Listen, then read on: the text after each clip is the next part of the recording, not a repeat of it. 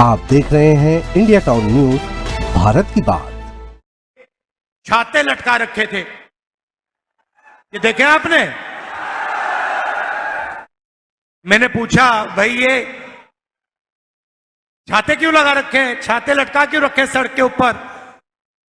मुझे बताया गया कि ये स्मार्ट सिटी है। नमस्कार, आप देख रहे हैं इंडिया टाउन न्यूज और मैं हूं कमर गौस। आइए बात करते हैं आज के नेशनल पॉलिटिक्स की। देश भर में 4 चरण का चुनाव समाप्त हो चुका है। सभी पार्टियां जोरों शोरों से प्रचार प्रसार में लगी है। कांग्रेस नेता राहुल गांधी और समाजवादी पार्टी के प्रमुख अखिलेश यादव लगातार यूपी में संयुक्त दौरे और रैलियां कर रहे हैं।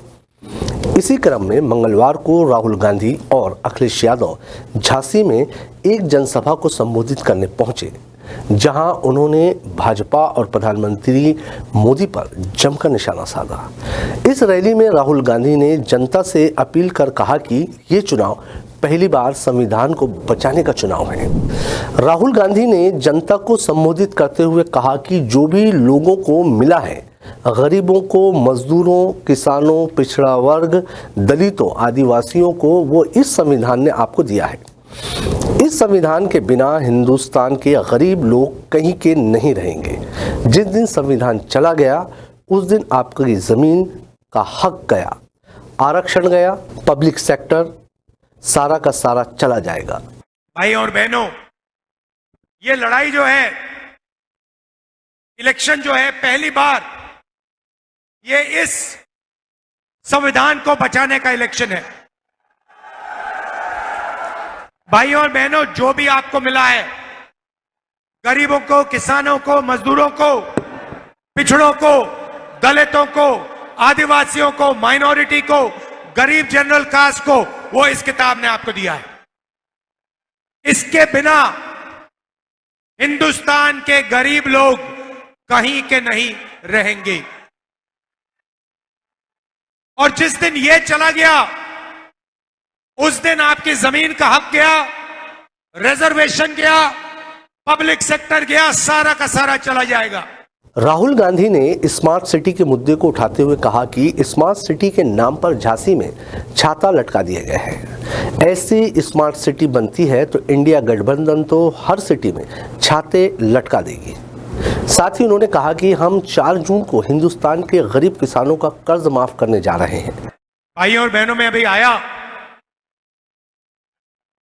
और मैंने इसी सड़क पर ये छाते लटका रखे थे, ये देखे आपने। मैंने पूछा, भाई ये छाते क्यों लगा रखे हैं, छाते लटका क्यों रखे सड़क के ऊपर। मुझे बताया गया कि ये स्मार्ट सिटी है। भैया, अगर ऐसे स्मार्ट सिटी बनते हैं तो इंडिया गठबंधन सब जगह छाते लगा देगा, कोई प्रॉब्लम नहीं है। देखिए क्या बोला था, 100 स्मार्ट सिटी बनाएंगे, और क्या किया, छाते लटका दिए।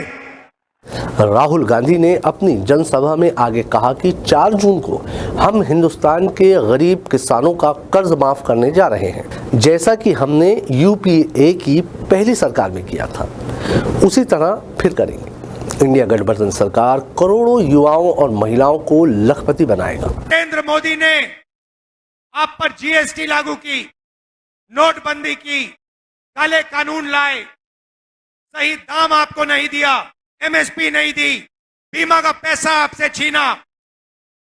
अगर किसी ने दर्द सहा है, बीजेपी के कारण दर्द सहा है, तो हिंदुस्तान के किसान ने वो दर्द सहा है। और इसीलिए 4 जून को हम हिंदुस्तान के गरीब किसानों का कर्जा माफ करने जा रहे हैं। जैसे हमने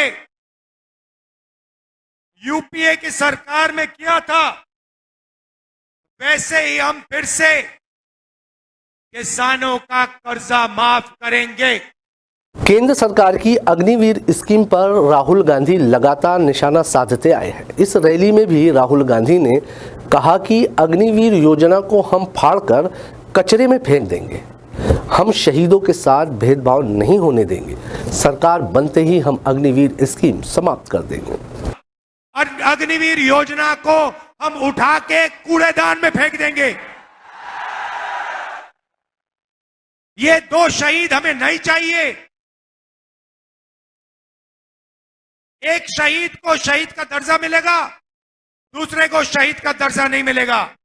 एक शहीद को पेंशन मिलेगी, दूसरे शहीद को पेंशन नहीं मिलेगी। एक शहीद के परिवार की रक्षा होगी, दूसरे शहीद के परिवार की रक्षा नहीं होगी। ये हमें नहीं चाहिए। अग्निवीर योजना को हम फाड़ के डस्टबिन में फेंकने जा रहे हैं। भाइयों और बहनों, ये योजना हिंदुस्तान की सेना को नहीं चाहिए। ये योजना नरेंद्र मोदी जी ने अदानी जी की मदद करने के लिए बनाई है। भाइयों और बहनों, यहां डिफेंस कॉरिडोर के लिए जमीन ली गई। आपको वायदा किया गया था कि यहां पे डिफेंस मैन्युफैक्चरिंग शुरू होगी, हुई नहीं। अदानी जैसे लोगों को जमीन दी, मगर यहां पे कुछ मैन्युफैक्चरिंग शुरू नहीं की, कोई फैक्ट्री शुरू नहीं की। आपका यहां पे नरेंद्र मोदी ने, अमित शाह ने बेवकूफ बनाया है। अपने भाषण के आखिर में राहुल गांधी ने कहा कि मुफ्त अनाज योजना कांग्रेस की सरकार लेकर आई थी। हमारी सरकार बनने के बाद हम इसके तहत और अधिक अच्छी क्वालिटी का राशन देंगे। हिंदुस्तान में गरीबों, किसानों, कमजोर लोगों की सरकार बननी चाहिए। अंबानी, अदानी की सरकार हटाई जानी चाहिए।